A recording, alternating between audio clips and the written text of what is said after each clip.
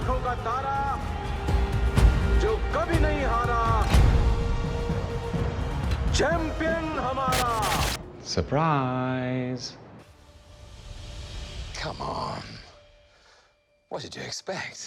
लोकी की सीरीज का एक एक्सक्लूसिव क्लिप आ चुका है जो पूरा का पूरा एक ट्रेलर जैसा फील देता है, और आज हम उसी एक्सक्लूसिव क्लिप को एक्सप्लेन करेंगे। इस क्लिप की स्टार्टिंग उसी एंड गेम के सीन से होती है जहां से 2012 में लोकी टेज़रेक्ट को लेकर भाग जाता है और टेज़रेक्ट की मदद से वो लैंड होता है एक रेगिस्तान में, जो हमें याद दिलाता है Genius billionaire playboy philanthropist. Tony Stark के मार्क 1 की, क्योंकि मार्क 1 जब क्रैश हुआ था तो वो भी रेगिस्तान में कुछ इसी तरह था। इस सीन को देखकर हमें साफ पता चल जाता है कि ये मंगोलियन है, जिसे देखकर लोकी थोड़ा कंफ्यूज हो जाता है। और फिर आता है मार्वल का लोगो, वो भी लोकी स्टाइल में। फिर हम देखते हैं ओवन विल्सन ने लोकी को पकड़ रखा है और लिफ्ट के जरिए कहीं ले जा रहा है।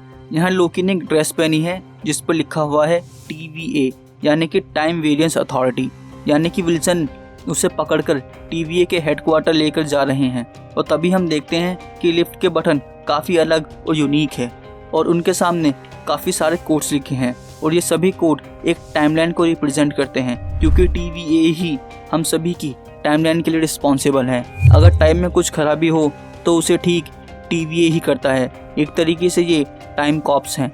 अगले सीन में जहां लोकी और विल्सन आपस में बात कर रहे हैं तो वहां हमें पता चल जाता है कि विल्सन और कोई नहीं बल्कि कॉमिक कैरेक्टर मॉबियस हैं। कॉमिक्स में ये TVA के एक ऑफिसर होते हैं, और जैसे ये बात कर रहे हैं उसे पता चल जाता है कि विल्सन लोकी को काफ़ी अच्छे से जानते हैं।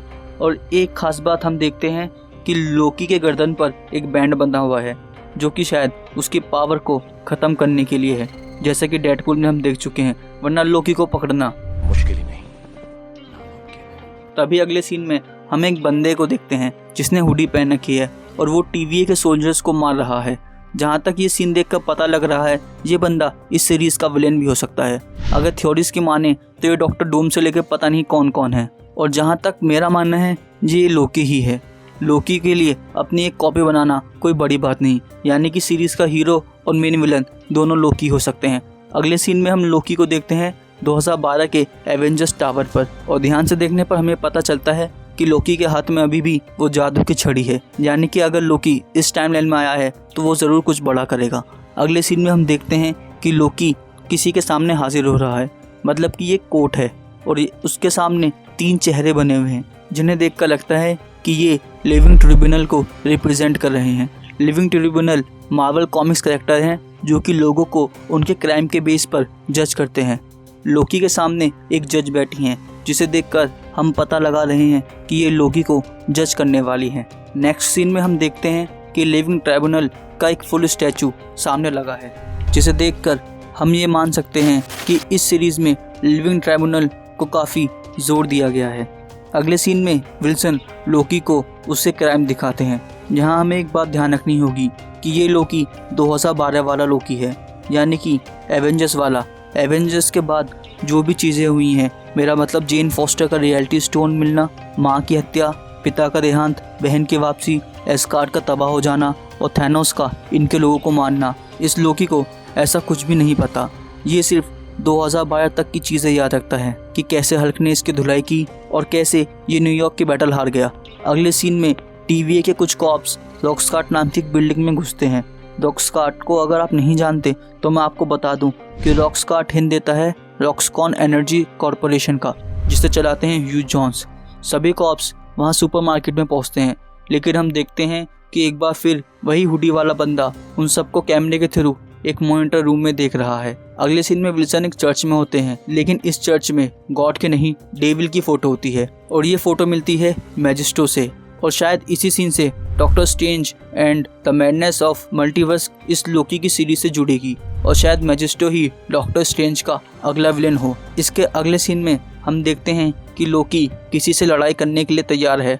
अगले सीन में हम लोकी को लैंड होते हुए देखते हैं एक ऐसी दुनिया में जो काफ़ी उजड़ चुकी है, लेकिन अगर ध्यान से देखें तो हम वहाँ देखते हैं स्टार्क टावर, यानी कि एवेंजर्स टावर।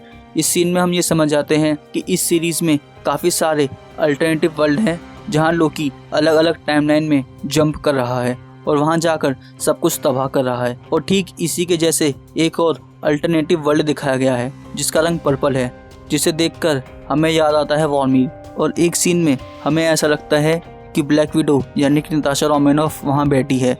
लेकिन अगर हम सोचें तो नताशा वॉर्मिल गई थी 2023 में, और जहाँ उन्होंने खुद को सेक्रीफाइस कर दिया था होकाय को सोल स्टोन दिलवाने के लिए। लेकिन एक बार इनका लुक देखें तो ये 2023 वाली नताशा और ये एवेंजर्स की 2012 वाली नताशा, और 2012 वाली नताशा का हेयर स्टाइल और ड्रेस इससे काफ़ी मिलता जुलता है।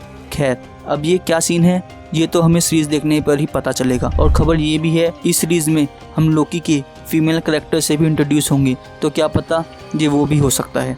इस वर्ल्ड के और काफ़ी सारे क्लिप्स भी हम देख सकते हैं जहाँ पर हम देखते हैं कि यहाँ पर काफ़ी अटैक हो रहे हैं, लोकी अपनी जान बचाकर भाग रहा है, और आगे लोकी के कुछ फाइटिंग सीन हैं जिन्हें देखकर पता चलता है कि लोकी टाइमलाइन में ट्रैवल कर रहा है, क्योंकि पहले सीन में वो एक इंसान से लड़ता है, दूसरे सीन में किसी और ग्रह पर, और तीसरे सीन में किसी और ग्रह पर। इस ट्रेलर का लास्ट सीन हमें याद दिलाता है डीबी कूपर की। डीबी कूपर के बारे में मैं आपको बता दूं कि सन 1971 में डीबी कूपर नाम का एक इंसान अमेरिका की एक फ्लाइट में चढ़ा और वहां से 2 लाख लूट कर पैराशूट के जरिए जंप कर गया। लेकिन डीबी कूपर कहां पर लैंड हुआ, वो कहां गया, ये किसी को पता नहीं चला, और ये अभी तक भी कुछ अनसॉल्व मिस्ट्री में से एक काफ़ी पॉपुलर मिस्ट्री है। और ये सीन सीधा सीधा डीबी कूपर से मिलता है, क्योंकि अगर हम ध्यान से देखें तो ये पास्ट का सीन है और वो भी प्लेन से जंप करके गायब हो जाता है।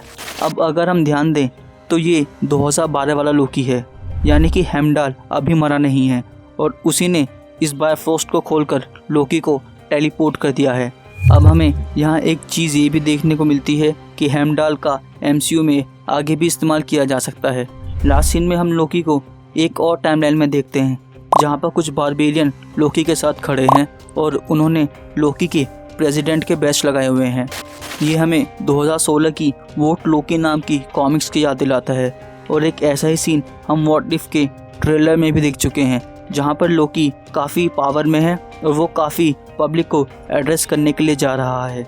इस क्लिप को देखकर हम समझ सकते हैं कि TVA टाइम वेरिएंस अथॉरिटी एक मिस्टीरियस विलन से काफ़ी परेशान है, और उससे फाइट करने के लिए उन्होंने लोकी को जॉब पर रखा है, और लोकी अलग अलग टाइमलाइन में ट्रैवल करके उसे रोकने की कोशिश कर रहा है। लेकिन लोकी तो लोकी है, लोकी ने ज़रूर TVA के साथ कोई डील की हुई है, वरना फ्री में लोकी कुछ नहीं करता। ये हुडी वाला बंदा कौन है, क्या करना चाहता है, ये सब हमें पता चलेगा सीरीज़ देखने पर। ये सीरीज़ आपको देखने के लिए मिलेगी डिज्नी प्लस पर, वो भी मई 2021 में। तो जल्दी डिज्नी प्लस का सब्सक्रिप्शन ले लीजिए, क्योंकि मार्वल के हेड केविन फेज ने कहा था कि अगर आपको मार्वल की सारी टाइमलाइन समझनी है तो आपके पास डिज्नी प्लस का सब्सक्रिप्शन होना चाहिए। अगर कुछ समझ ना आए या आपको कोई सवाल हो तो आप मुझे मेरे इंस्टाग्राम अकाउंट पर पूछ सकते हैं। ये मेरा इंस्टाग्राम हैंडल। हेलो गाइस, तो भैया वीडियो तो खत्म हो चुकी है। आई होप आपको वीडियो पसंद आया हो। अगर आया है तो क्या करना है? लाइक कर लो। बहुत ज्यादा जरूरी है लाइक करना, मैं बता नहीं सकता, बस लाइक मारो। और कमेंट करके अपना फेवरेट पार्ट जरूर बताना। और यार अगर वीडियोस पसंद आ रही हो तो यार चैनल को सब्सक्राइब कर दो, दबा दो बटन को।